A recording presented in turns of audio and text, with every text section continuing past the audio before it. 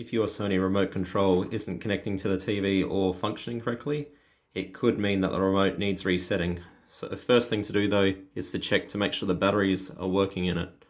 If it's got good batteries, you should be able to point it at your camera of your phone and press a button. If it flashes, it means that the batteries are still good. Next thing to try is the reset.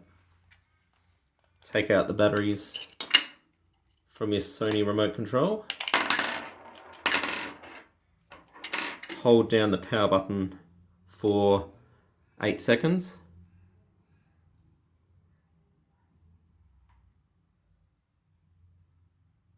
Then after you've done this, install the batteries back in.